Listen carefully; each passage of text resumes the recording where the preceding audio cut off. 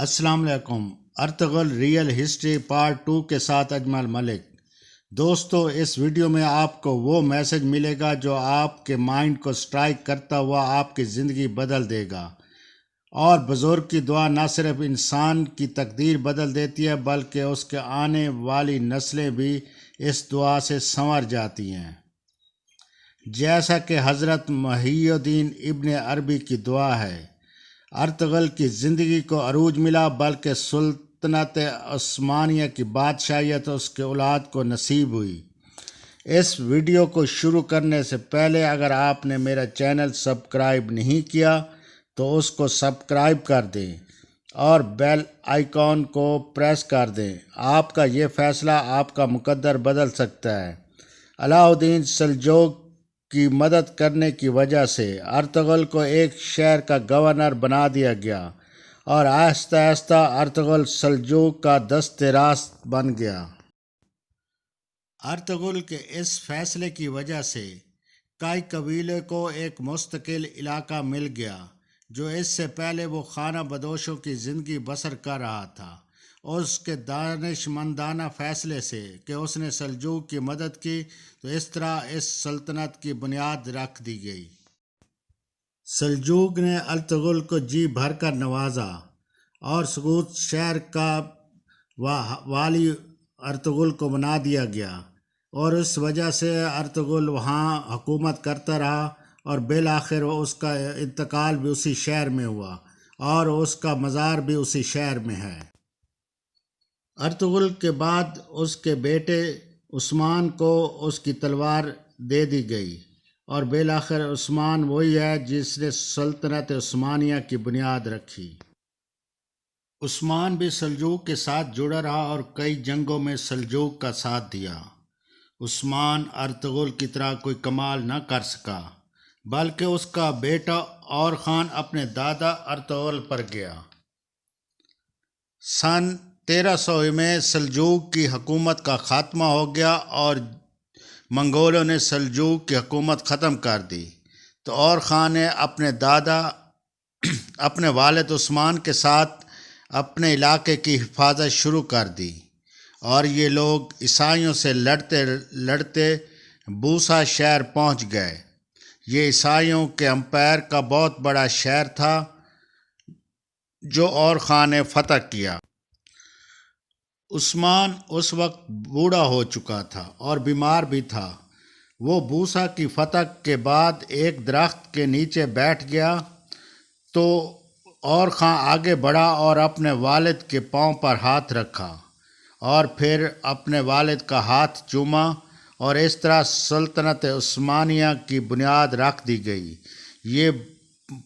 یہ مسلمانوں کی سب سے بڑی سلطنت ثابت ہوئی جو 600 سال تک قائم رہی، اور تقریباً 3 برے اعظموں تک اس سلطنت کے سرحدیں ملتی تھیں۔ ایک درخت کے نیچے جہاں مسلمانوں کی بہت بڑی سلطنت عثمانی کی بنیاد رکھی گئی۔ عثمان غازی کا بھی 1 سال بعد انتقال ہو گیا، اور اسے بوسا شہر میں دفن کر دیا گیا۔ اس کے بعد اور خان اور بھی کئی فتوحات کرتا چلا گیا، اور اس طرح اس کا بھی اسی شہر میں انتقال ہوا، بوسا شہر میں، اور اس کا بھی اس کا مقبرہ اس وقت موجود ہے۔ سلطنت عثمانیہ کا بانی عثمان غازی اور خان کے مزارات بوسا شہر میں سلطنت عثمانیہ کی بنیاد تو اسی دن پڑ گئی تھی جس دن ارطغرل غازی نے سلجوق کی مدد کی اور کامیاب ہوا۔ سلطنت عثمانیہ کے بانیوں میں ارطغرل، عثمان غازی اور خان کے کردار نمایاں ہیں۔ اب قدرت کا فیصلہ اور کمال دیکھیے کہ کس طرح اتفاق سے اور ارطغرل کے ذریعے مسلمانوں کے سلطنت کی بنیاد رکھی گئی۔ یہ مسلمانوں کی سب سے بڑی اور 600 سال قائم رہنے والی سلطنت تھی۔ اب آتے ہیں اس دعا کی طرف کہ اس بڑی سلطنت کے قائم ہونے کے پیچھے جس شخص کی دعا تھی وہ کون تھا؟ جی ہاں، میں نے پچھلے ویڈیو میں آپ کو بتایا تھا، وہ شخص تھا حضرت محی الدین ابن عربی۔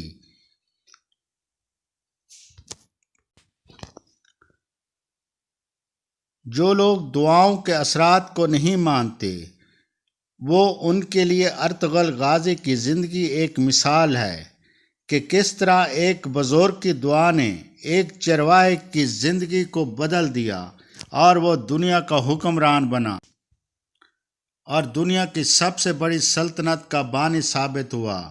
وہی کہتے ہیں کہ نگاہ مرد مومن سے بدل جاتی ہیں تقدیریں۔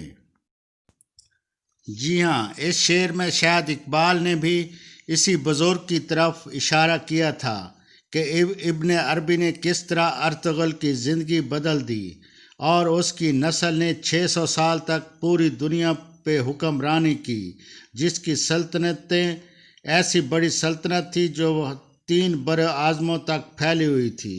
اس دعا کا اثر دیکھیے کہ اس کے نام پر بننے والی ڈرامہ سیریل ارطغرل غازی کامیابی کے ریکارڈ قائم کر دیے اور پوری دنیا میں اس نے اپنی کامیابی کے جھنڈے گاڑ دیے۔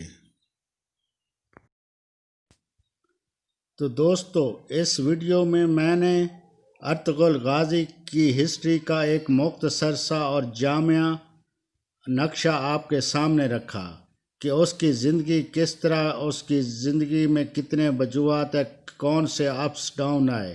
اس کی زندگی بہادری اور جرأت کا منہ بولتا ثبوت تھی اور کس طرح سلطنت عثمانیہ کی بنیاد رکھی گئی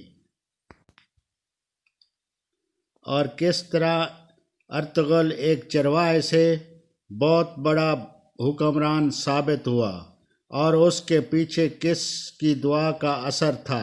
یہ سب باتیں میں نے آپ کو اپنے پارٹ 1 اور پارٹ 2 میں آپ کو بتائی ہیں۔ امید ہے آپ کو میری یہ دونوں پارٹ پسند آئیں گے اور امید کرتا ہوں کہ اپنے دوستوں سے کہ آپ میری یہ دونوں ویڈیو آپ ضرور واچ کرنا تاکہ آپ کو مسلمانوں کی تاریخ کا پتہ چل سکے کہ کس طرح مسلمانوں نے ایک بہت بڑی سلطنت قائم کی۔ سلطنت عباسیہ کے خاتمے کے بعد ایک بہت بڑی سلطنت پھر سے کامیاب ہوئی جب ہلاکو خان نے بغداد شہر کو نیست و نابود کر دیا اور کھوپڑیوں کے مینار قائم کر دیے۔ تو اس وقت کوئی سوچ بھی نہیں سکتا تھا کہ مسلمانوں کو پھر سے عروج ملے گا اور کوئی سوچ بھی نہیں سکتا تھا کہ مسلمانوں کی سلطنت ایک بار پھر قائم ہوگی۔ تو قدرت نے پھر کر کے دکھایا کہ کس طرح پھر مسلمانوں کو عروج ملا۔ یہ سب باتیں انشاءاللہ آپ کو نیکسٹ ویڈیو میں آپ کو بتاؤں گا۔ امید ہے آپ کو میری یہ ویڈیو پسند آئی۔ اگر پسند آئی تو پلیز اپنے دوستوں سے ضرور شیئر کرنا اور میرے چینل کو سبسکرائب کر دینا۔ اپنا اور اپنے اہل خانہ کا خیال رکھنا۔ اللہ حافظ۔